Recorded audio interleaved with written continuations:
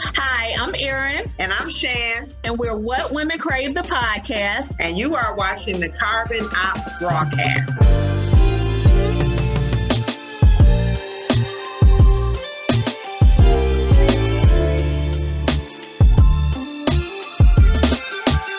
You are experiencing the CO2 Carbon Ops Rawcast. Let's begin. That's right.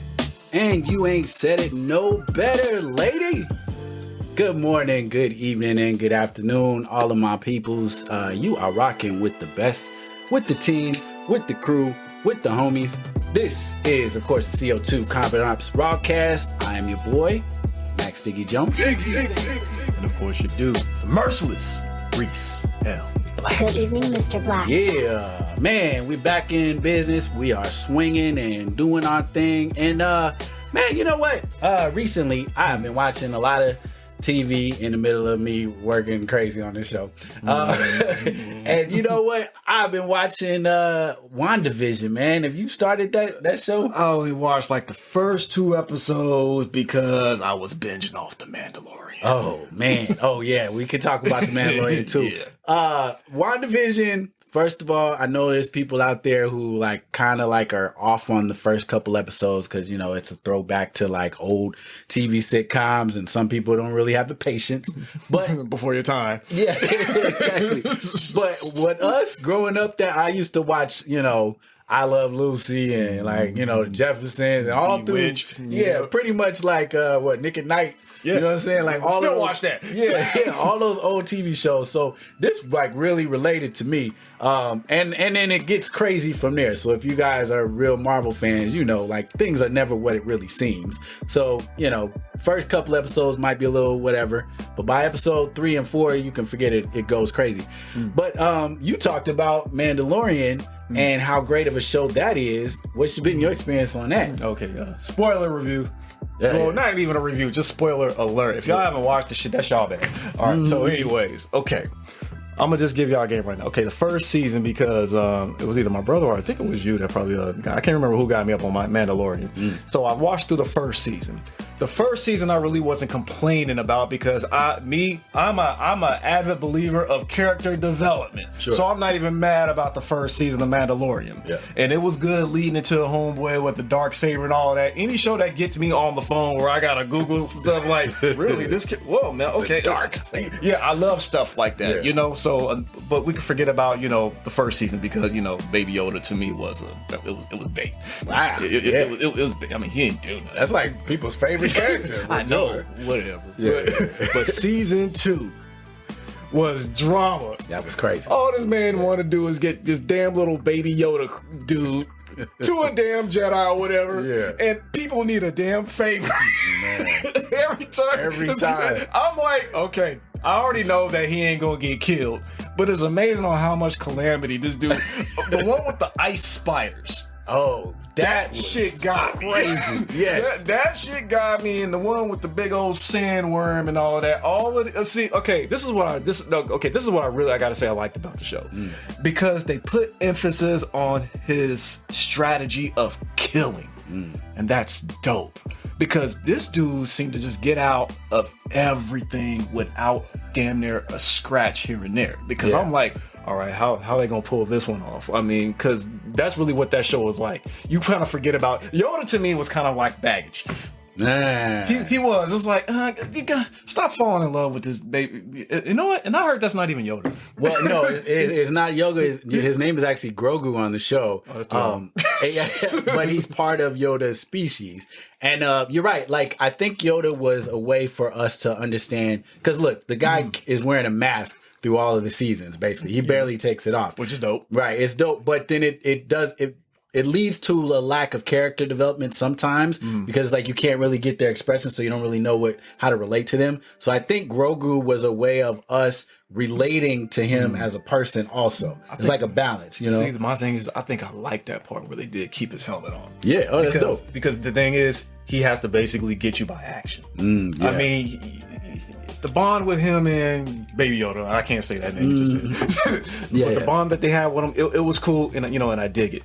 But just the action of him just helping out everybody on his way, it's like every time his ship gets messed up, he needs gas or something, he repairs, he got to go do a mission with somebody else while the repairs are going on. I mean, his mission. I have no idea what this man been through. That ship, boy, was like. It just remind me of my first car, bro. Like, it could barely go down the street without something happening to that shit. But boy, he was flying the hell out of that shit. Hell yeah, he was. I mean, I like the show overall too. The show was good. Yeah, it's like, I mean, the ending first of all is crazy. Maybe I don't want to give that part away, but like, let's just say this: when you talk about Star Wars, we always have like Luke, Han. Darth Vader and all that stuff. We never really get to see what happens with all these secondary characters, and I like that they're starting to show more about these secondary characters that we thought are dope. Boba Fett is a part of this show, a lot of dope stuff like that. But I will say, man, overall, when you talk about WandaVision and you talk about Mandalorian, and then even like Star Wars, the Clone Wars, and all that stuff that's on Disney Plus. Disney is winning right now, man. Like they've been winning, and like because when a conglomerate that big takes over a shared space like online streaming services, it's kind of hit or miss sometimes. I always wondered. I was like, why should I be paying an extra $6.99 for old reruns of some Disney classics or whatever? Because you got kids, right? Yeah, maybe if it was that. But if you don't, like, what's the point? But with their original content, I'm like, okay, I see that. Boy, man, Marvel is coming out with Captain America and Falcon Winter Soldier, Falcon Winter Soldier, WandaVision, Loki, like all of these new shows. I'm like, okay. Now I get it, bro. This is dope. But the thing is, when you have like a multi-million-dollar budget behind it, it's kind of unfair. Because remember, our original stuff was like Netflix. We just had to deal with whatever was uploaded on Netflix. Yeah. And now I barely watch Netflix. Yeah. I watch just Hulu and Disney Plus. I got kids, y'all, so I got to deal with Disney Plus. And the thing is, I ain't gonna lie. I was actually hating on Disney Plus in the beginning because I was like you. Like, I'm not trying to watch 101 Dalmatians. Like, Toy Story. Okay, I can do that all day. I like Toy Story. I like Wreck-It Ralph. But I'm not trying to keep on watching classics that'll get old until we got news that did, because Disney, they like to. We're gonna let them think we bullshit. And next thing you know, wow, bam, they hit you with all the original series from like the Star Wars genre, or the Marvel genre, and they're not even done yet. No, and they know what men want. They know what men need. They know what men crave. And speaking of what men crave, we got a guest that is going to give us a perspective of what women crave coming up after the break. And I got a question. What you got? They cute?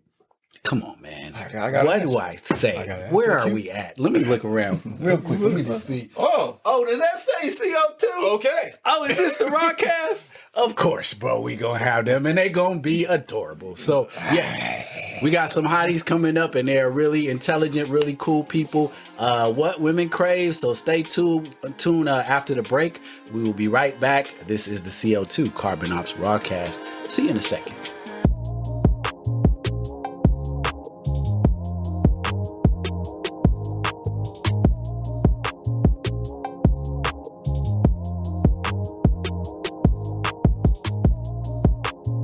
Thank you, everybody. Once again, we are back. Welcome back. This is the CO2 Carbon Ops Rawcast. And today, man, we have a very, very special guest.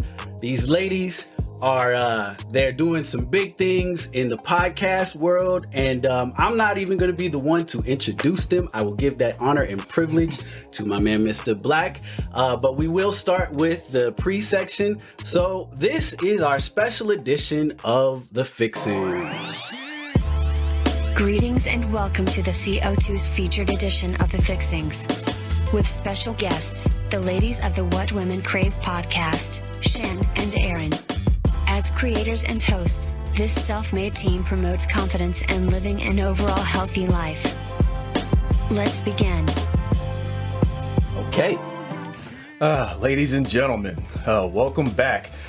we got a treat for y'all today. And like the homie just said, yes, we have two beautiful ladies over in the podcast world.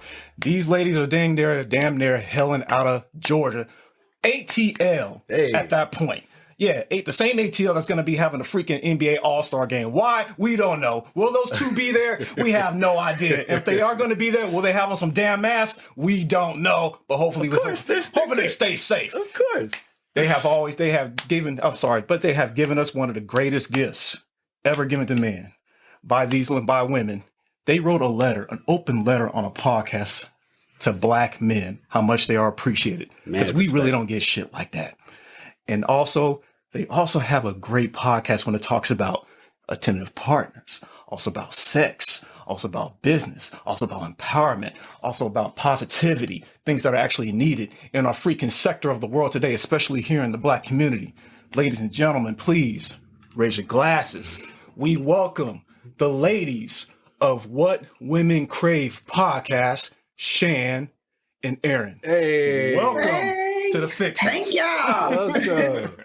What a wonderful introduction. Thank you guys starting so to get good much. at We this shit. appreciate it. Awesome. That's awesome. Welcome, ladies. Welcome. How you feeling?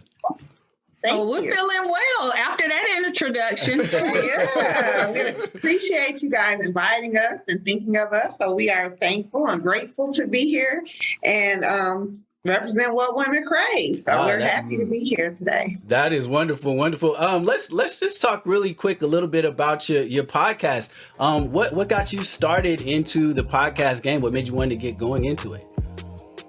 Well, Erin and I met. We have both of our sons play basketball for the same high school, and we met and we started talking, and we had so many similar interests as far as like social media and, just getting out here in the media world that we decided to start a relationship series over the summer. So we didn't have a podcast initially, right, Erin? That's right. And we started with a relationship series over the summer where we brought in different people onto Facebook using our Facebook platform. Our own personal Facebooks really is where we started. And we will bring in different guests and talk about different relationship topics. So that's where we started, and we realized that we had a good connection, a good chemistry on camera, and wanted to move forward. So Erin she did a lot when it came to the actual podcast. So Erin, if you want to jump in. Well, again, like Shan said, we came together. The relationship series was good. Shan wanted to start a podcast anyway. And she kept saying, we should start a podcast. We should start a podcast. So we just started it. And we literally started from not knowing what to do, and we're still learning. But we've gotten great audience reviews. A lot of times if we're not there, people are asking, where were you? So we're excited. Lovely. And your content is really engaging too. I got to give you guys credit. Like we listen to a lot of podcasts, and I really like the depth that you guys go into. You could tell you guys are really good friends, so the vibe is really cool. So shout out to you guys for that. It's a really good podcast. Thank you. Thank you so much. Reese, what you got? Let's get started. Y'all ready to jump in it? Let's do it. All right. First and foremost, I wanted to get a little bit serious here. One of the podcast episodes that actually hit me was What Women Crave, Attentive Partners. Now, I do want to ask this question before I end up giving my, my F up, because it actually turned me around, turned my life around as a husband. Okay. But please explain, is there a difference between an attentive partner and just wanting attention? Well, for me, they kind of one and the same. It's like, you want the attention from your spouse. So it's kind of this, it's very similar. You don't necessarily want attention from everybody. So that's why we said an attentive mate or an attentive partner, because we want that attention. Women do crave to be told that, we're beautiful, or, hey, I see you working out, and, I see your arms toning up, or whatever, I see the six pack or whatever, so I think it's more so we do want attention, but we would want that attention from the man that we're with. That's what I think. What about you, Erin? I agree. So an attentive partner, that person is just literally thinking about their mate's needs. And when it comes to attentive, a lot of times the things that we say that we as women want, we agree that we should give it to the male as well. So just being able to say, hey, I see you working on those goals. Keep going. You know, hey, I bought you a calendar because I see you going after those goals. Just being attentive, seeing what your mate wants. That's both a woman and a man. Exactly. Yeah, I was just, you know, it's good to have these kind of conversations because I think sometimes, you know, women and men, we tend to have our disconnects sometimes when it comes to understanding each other. And I think that's where, you know, the conversations, you know, need to be had. You know, what is your take on because you as he talked about, you guys had a really good podcast where you wrote a love letter to men, and from what I understand, it was based off of it was inspired by another podcast that you did that maybe kind of got received a little bit off. Can you kind of explain that scenario and how that got started? Yeah. Erin, go ahead. Go people. Okay. So we went on a podcast and we were talking and had a conversation with these guys. And it just seemed as if the guys just felt some type of way about women and the way women felt about men. Like men, I mean, women they always want money from men. And women basically thought bad of men, and that's not where we were coming from. And even some of our words were changed around, so we had to drop it. Shan had a different podcast title she was going to do, but we decided, you know what, we're going to show our men some love because we do love Black men. That's awesome. Right. So that whole podcast that we did is just shine some light on how we feel that the Black man may perceive how the Black woman feels about them. These particular men, they, you know, it's just, they must have had, you know, some rough women or some rough relationships or something. And we wanted to, you know, write a letter to our Black men and let them know that we as Black women, we love Black men, you know, and mostly all Black women love Black men. And we didn't want them to think that all women bash men, that's what we do, because that's not necessarily the case with every woman. And, you know, it was also too like an age difference there. So with us being a little bit older, our ideas were so much different than the people that we were talking to. So I think that's kind of how things got misunderstood. And, you know, we were trying to explain to them, like, you know, not every woman's concerned about money. Yeah. And, you know, things just were taken out of context. And it was strange, but, you know, so we decided to write a letter to the Black man. And we had such a huge response for our live that we do. We do a weekly live on Facebook with our panel. So we bring in a panel of people to talk. And we had so many women that want to come on and talk to our Black men. So that was awesome. So it did shine some light on how much we as Black women love you all as Black men. That's awesome. Okay, this is amazing, because I didn't think that, you know, the episode that I like, the intent of a partner and the letter to the Black man was actually going to correspond with one another. You know, so I'm going to give my 30-second testimonial real quick. What I ended up learning, because I've been married how long now? I'm sorry, babe. Going on 8 years, right? Yeah. Comfort sets in. You know that comfort really, really does set in, especially if you got children, especially if you're working all dang day. So sometimes kissing can be a job. Saying good morning can be a job. Saying good night can be a job. Because I am notorious for just jumping into bed and going to sleep. She's like, good night to you too, on the passive aggressive shit. And it's like, so I roll over and give a kiss and everything, right? And then I ran into your podcast, and then I listened to everything you said in depth about the intent partner. And then my light bulb came on. It was like, bruh, you're a husband. You signed up for this. The moment you got married, you took a vow to give that woman 100% attention. These ain't these chicks that you used to mess with. You just can't like drop them and let them go and go ghost them on a text message or hit them up whenever you're ready to, Netflix and chill. This is your wife. You have to give her undivided attention regardless whether you like it or not. And it was like, damn. I have to give her. Yeah. So what did I start doing? I will go in the kitchen, hug her, from behind, grab her butt or something, kiss her on the neck. I'm giving her all of this attention. Next thing you know, I get little text messages at work. Good morning. Hello. Love you, babe. We appreciate you. So now it was like a give and a take thing, a give and a take thing. So it was like, oh, so you mean to tell me, and you guys can answer this. What comes first? The respect or the attention? So do I have to give you attention first in order to get that respect? Or is there like a balance there? I think it's balance. Like, I feel like as she starts to, receive that attention, things will just change, and as the man, you should step up and do whatever you need to do to fix it. And then, don't look at it like, oh, well, she's only doing this now because I started giving her attention. Just look at it like, look, I fixed the problem. You know what I'm saying? You're the man, so fix the problem.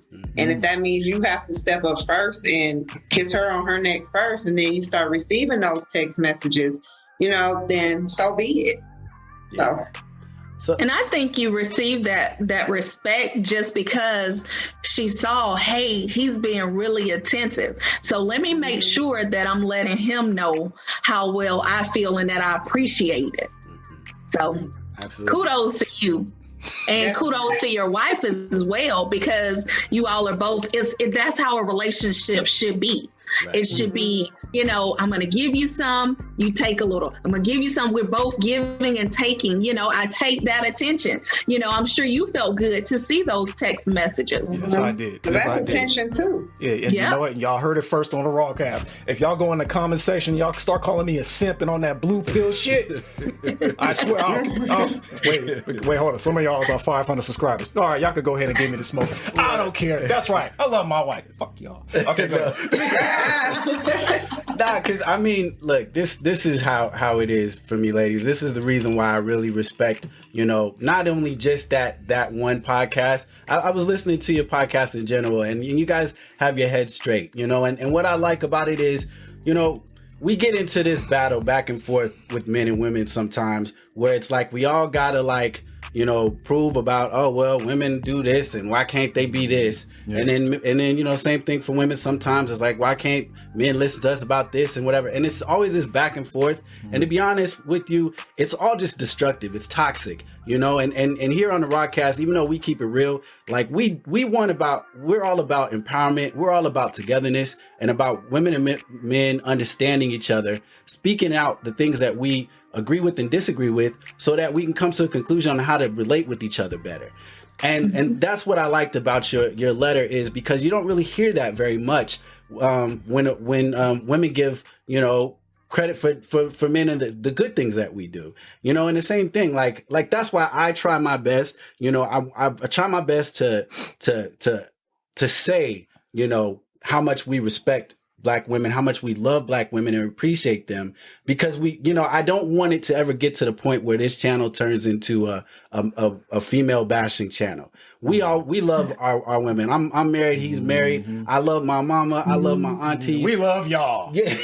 and it should be that. It should, and we got to be careful about the words we use as well, right? Because the way we word things have very big power in how we, how we react to those things. Basically, our words are our seeds to what we become, and how we grow. Mm-hmm. And so when you're talking about, oh, well, women don't do this and all that stuff, and then women are like, well, men don't do this, you're planting seeds for something that really just is more destructive than healthy. So that's why I like that, and I really wish that more men and women would do more things like this, because it makes for a better environment. Mm-hmm. Yeah, but I do got a question, though. So now that you guys have disclosed the letter, how come it doesn't seem like it's reaching, or maybe on my end, I don't see too many younger women grasping onto that message as much as we, see the women over 30. So what's the disconnect between, the older women versus, the young ones? Wisdom. Okay, what did you say? I say wisdom. Damn. Experience. With experience comes wisdom. Young girls, we were all young girls at one time, and you learn, you live and you learn. Yep. So, and dealing with younger men, they're not getting the same experiences as older women would get, because the younger men, like you said, they ghost, they gone, they don't text, they block, whatever, Well, so younger women may not necessarily. Yeah, maybe so. True. But, younger women are not going to write love letters to these men that are ghosting them. Yeah. Right. That's my opinion. So what do you think, Erin? I think the conversations that we're having, if it can reach the younger people, I think that will help. So a lot of young people, the only thing they're thinking about is sex, partying. So they aren't on that level. And I think we as a community, like you said, we can't just always have it where we're bashing each other. Yeah. We have to have it where, hey, I give props to you. Thank you for providing for the household. Thank you for being that man. Thank you for starting a podcast. Thank you for going after that business. So I think we in general have to help our younger people, because they're not see it. Just because, like Chantel said, their experiences are totally different. That's wonderful. Well, ladies, thank you so much again for being on the podcast. We are going to take a really quick break. So we're going to reset. And when we come back, we will get into a little bit more about dating and relationships. So stay with us. We are with the women of What Women Crave. This is the CO2 Carbon Ops broadcast. We'll see you in a second.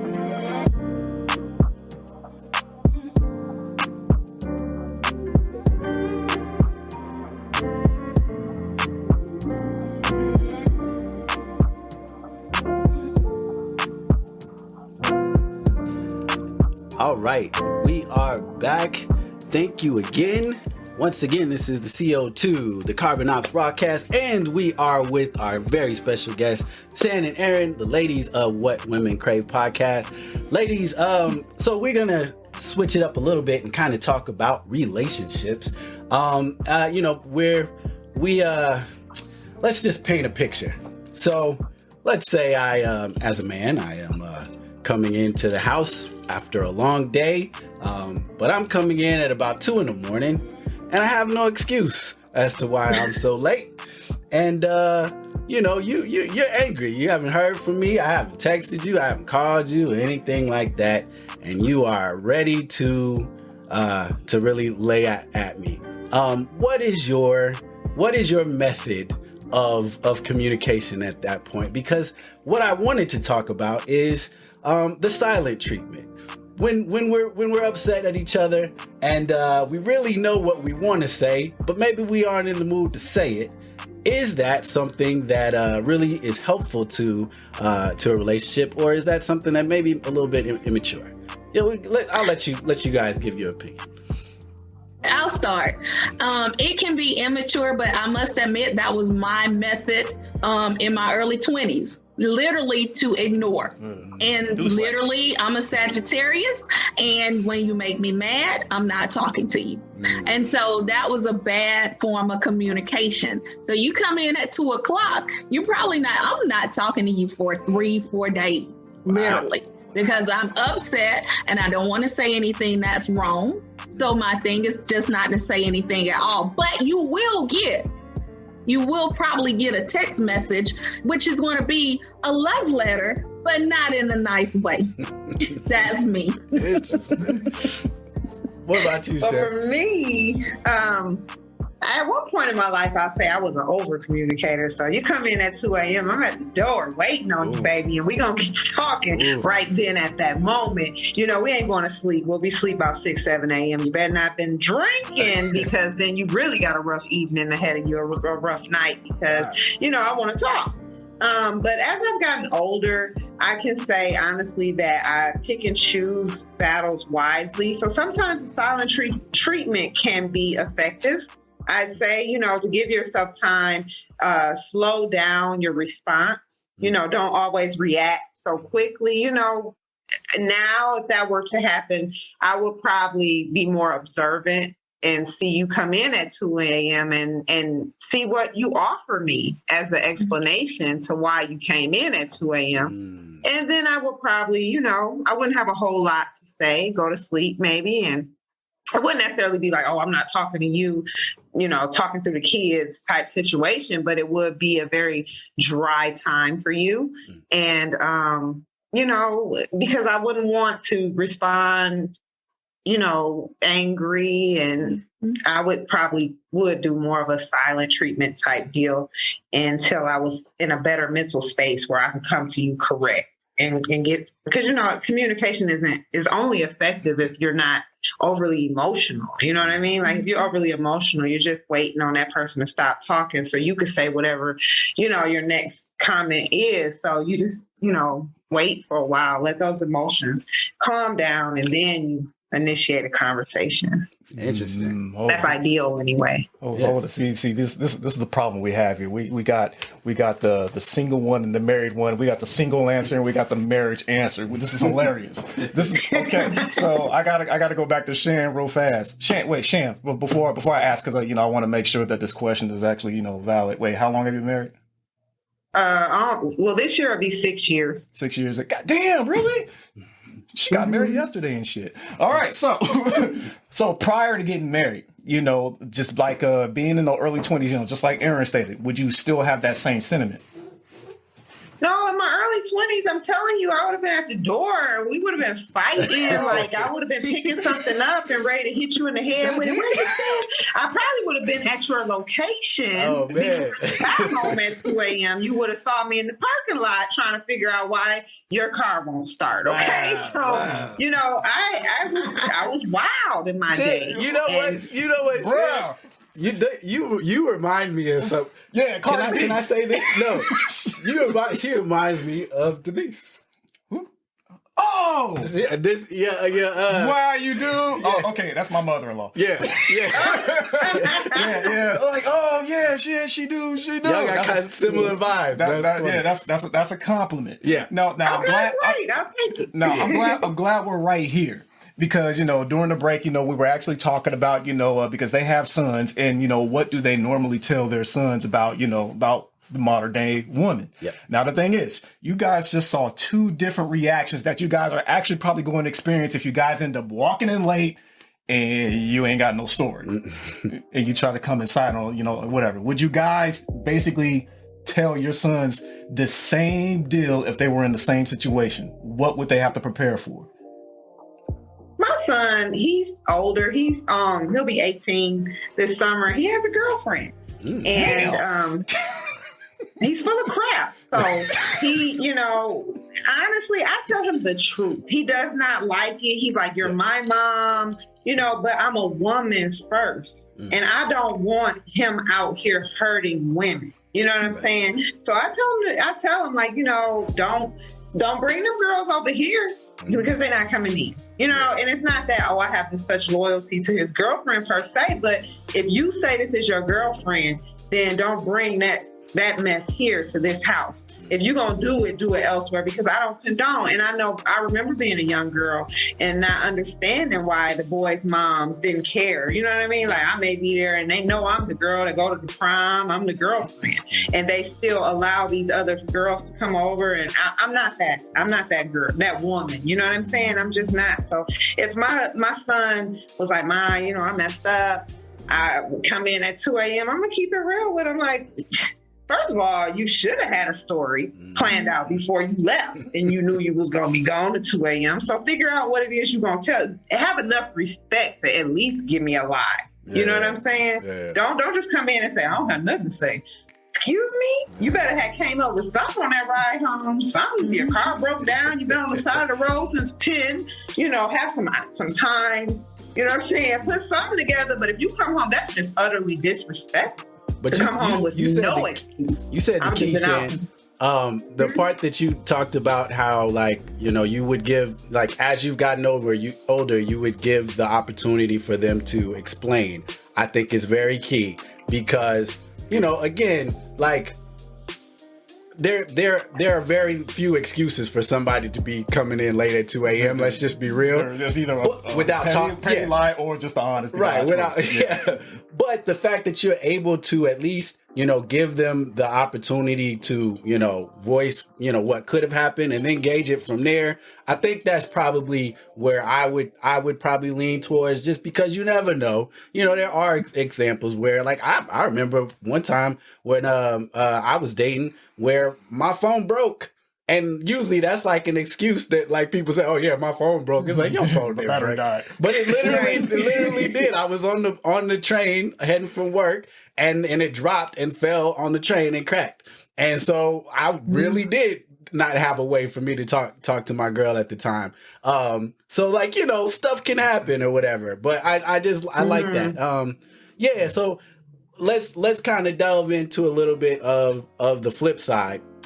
So when we talk about the silent treatment, can it be an effective use, you know, or is that more of a weapon in a relationship? Can it be a positive way to deal with something? Because like you said, you know, you may have times where you need to think about the scenario to give your opinion. But does it do more harm than good sometimes? What is your take on that? It can do more harm. You know, I can say myself, you know, of course it can save you from saying things, but from my past relationships, you live and you learn. It can do a lot of harm because that person, with me being silent, sometimes it's not communicating. And it is important to communicate and talk it out. So it can do more harm to me. And I've been told that was one bad trait that I had. Like I've talked to, you know, some boyfriends in the past and they're like, you know, your communication is horrible because you just shut things down. So that's one thing that even I have to work on, you know, it's just the truth. It's not a good communication tool at all. For me, I'm an over communicator, so I think the silent treatment is helpful. My husband will probably he's grateful for whenever I, you know, like, because I'm going to say every single thing that comes to my mind. So as I'm getting older, I'm starting to learn not to do that.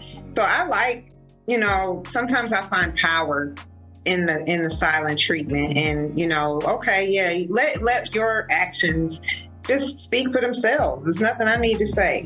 So. No, hold up. See, now this is interesting because I already see a case here. Okay, for one, both of y'all sons is way too damn young to be even dating right now. It's like, look at this.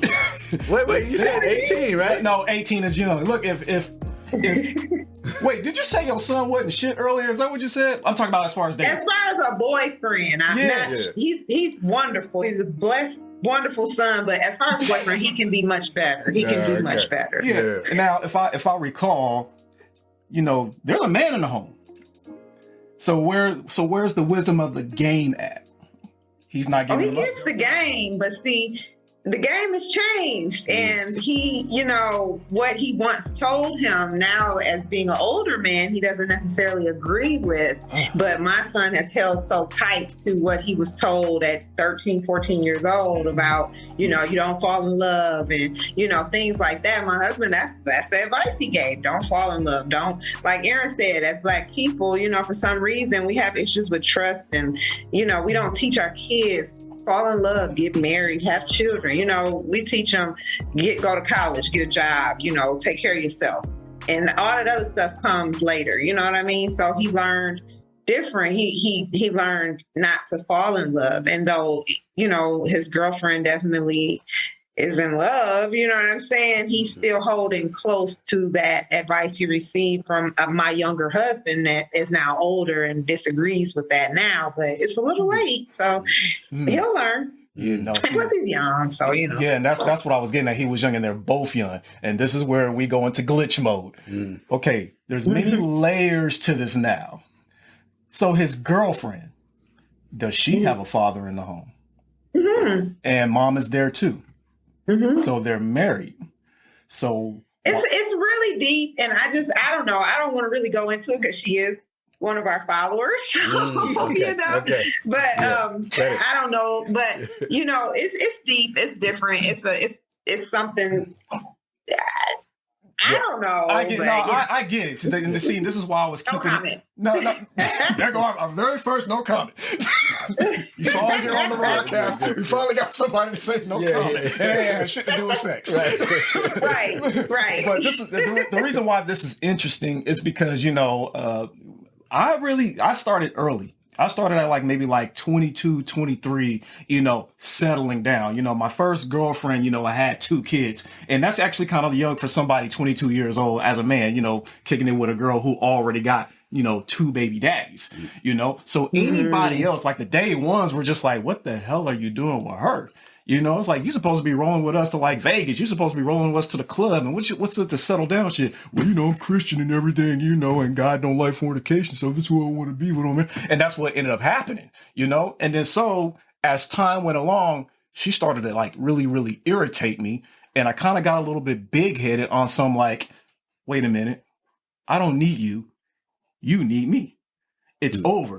And then asshole Reese was born from there in the early 20s, going into the 30s, because she basically just let me know what my worth was. It's like, you just basically wanted people to know you have a boyfriend.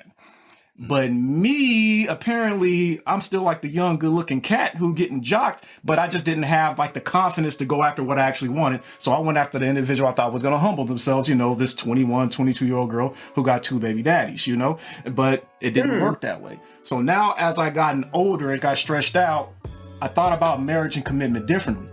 Like, bro, you're not supposed to really commit until you got something to commit to. You're not even resourceful. I don't have anything, So, Oh, sorry about that. You told me to move over there.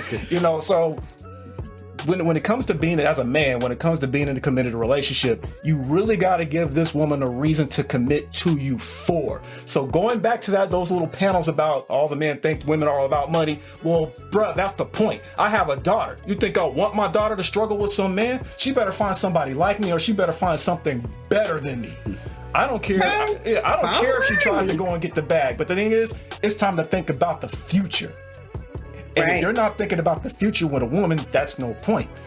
So my bad for going on that rant, and if your son is listening, that's just a little gem for you, right then and there. Anything you want to add? Man, you took all the words out of my mouth, but that was some bars over there. Ladies, get an older man. If you are in your mid-20s, get somebody in their mid-30s. As simple as that, dude. Absolutely. Ladies, you are useless before the age of 33. If that's what you're looking for as a lady, because not all ladies are looking for a husband. That's one thing that people have to start to realize here in 2021 is that not every woman is aspiring to be somebody's wife. Some women are aspiring to be CEOs, you know what I'm saying, bosses and things like that. But if that is what you're aspiring for, I agree. You should find an older man. Definitely. And I have to disagree to a certain extent sometimes, because when you find an older man, sometimes they try to take advantage of you. I've talked to older men as well, but it depends on the person, because Chantel's husband is older than her. So it just depends on the situation, because sometimes you can talk to someone older and they can try to take advantage of you. I think my husband is 6 years older than me. So he's not that like a super older man, but he definitely is older. That's not that older, much older. I think I'm probably more on your end, Erin. I just think it kind of really does depend on where you are, because like for every person, like I say, for me, when I was 30, even 30, I was probably at the maturity of like 18. Still like I was trash. Like it was not time for me to be in a like committed relationship. I had a lot of growing to do, and I grew, going into the real world, experiencing the things that I've experienced, and I've come out of it a better person. But you're right. It depends on where you are. Like my experience is probably not typical of some other, guys' experiences. I went back and forth between public and private school. There's a lot of stuff that led to me not really being mature enough at 30 to be married and to take a serious relationship, So you're right. It does depend on where you are in your life experience. But I do think Reese is probably onto something a little bit when it comes to, that level of maturity is really different a lot of times when it comes to men and women at that age. Mm-hmm. It just seems like women mature faster than men do. We're not really ready a lot of the time when we're in our 20s, 25 and stuff. It's not happening. No, absolutely not. Well, at least you're telling the truth. I like that. Yeah. And I do wanted to give a little gem to Erin, though. Now, Erin, I'm sure you're probably dating now. And if you are going for men that are older, because, mature and established wise is kind of like the best bet. But I wanted to give you a little gem. If you ever want to know if he's about to manipulate or take advantage of you, ask him this question. If you guys have been dating for about, let's just say 1 month, just out of nowhere, look him dead in the eyes and just say, I got a question. What is it about me so far that has made you better?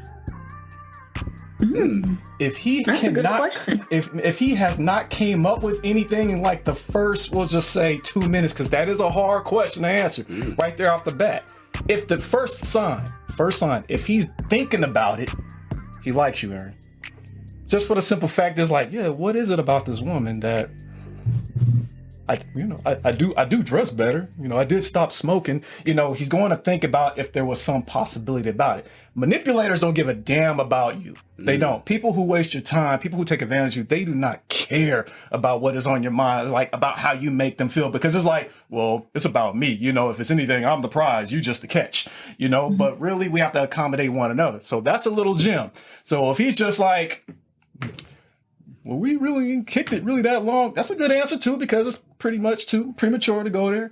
But I'm just giving you, that gem, because whether men like to admit it or not, we're highly influenced by the women in our space. We are. Yes, we're on our purpose. We do our best to have a better life for us as men, because this is what we need. We got to eat better. We got to work out better. We got to have a good house over here. But real talk, when it comes to the ladies, we also want to accommodate the lady, with our resources. So, Wes, we want to choose somebody with a good head on their shoulders. We want to choose somebody like, wait a minute, Erin knows about numbers. She's good at math. I wonder if she could look at my books and see if they're off real quick. Man, you just you got value right then and there. So that right there will pretty much give you a good little, hawk's eye view of what to look for when it comes to that manipulative man. That goes to y'all too. Thank you. Thank you. Yeah, it's interesting. All right, well, ladies, damn it, I hate this part. I know we've kind of run to the end of our show here. I just want to say thank you so much for being on the show. You guys did great. Thank you. Thank you. And again, you guys are doing really great with your podcast. Actually, for our viewers, can you just go ahead and plug where they can find you? You all can find us on Instagram at What Women Crave, the podcast. You can find us on Facebook at What Women Crave, the podcast. Shan? We are also on Apple, we're on Spotify, we're on Google, wherever you can listen to podcasts, you can find us, look us up, What Women Crave, the podcast. We are currently in season 2, so we have a whole season 1 for you to listen to, and we are almost halfway through with season 2 already. Wow. So make sure you tune in, go over and give us a rating, and write us out a review and share, let everybody let them know that we're out here. What Women Crave, the podcast. We're fairly new, but we appreciate and we thank you guys so much for having us on today. We appreciate it, and we are very grateful for this opportunity. Thank you. Thank you. Well, before we go, hold up, y'all being mad disingenuous right now. Don't y'all got a retreat? Oh yeah. Damn retreat. We do. We actually are planning a retreat for April 24th to 25th. So if you're interested in coming down to the Atlanta area, please you can send us an email at wc@whatwomencrave the podcast. You can send us a DM over on Instagram or come over to Facebook and send us a message and you can get some more information. We're going live actually today at 4:30 on Facebook to discuss our retreat. And Erin, what other information do we have about the retreat right now? You've said it all, but we are going to have a live photo shoot. What is it? Yoga with Shan. And so it's going to be amazing. And guys, it's amazing because guys, we have a guy audience as well. Men watch our Facebook lives and actually listen to our anchor as well and listen to our podcast. But the men have been wondering, they want to retreat as well. So later on, hopefully sometime this year, we'll have a co-ed retreat. But yeah, because I do yoga too. How come I can't get on a yoga trip? I need to do my exercises too, man. You can. You definitely can. Okay, good. Now, ladies, thank you again. We love having you on the show. And again, to our audience, go over to What Women Crave. Like all of their content, listen to their podcast. They've got really great stuff going, and you'll enjoy it. For us, I am Diggy Jones. You can find me on Diggy City on Instagram and on Twitter, as well as Facebook. What about you? And of course, you know, you can find your dude on the gram, Good Evening Mr. Black, and also on Twitter, Evening Mr. Black. And make sure you follow us on Facebook, and make sure you follow us on the official Instagram for our show, CO2 Rawcast. And make sure y'all hit that IGTV and you peep our mini series, the CO2 Rawclusive, where we're always giving you, you know, good updates and clips of our bullshits. Yes. And, you know, on YouTube, don't forget to do all of the normal things that you're supposed to do. You know, hit that notification bell and subscribe to our channel if you haven't, and like all of our videos, and keep doing all that great stuff because we need it. Thanks again, y'all. We'll see y'all next time. This is the CO2 Carbon Ops Rawcast signing out. Peace. Flip side. We out.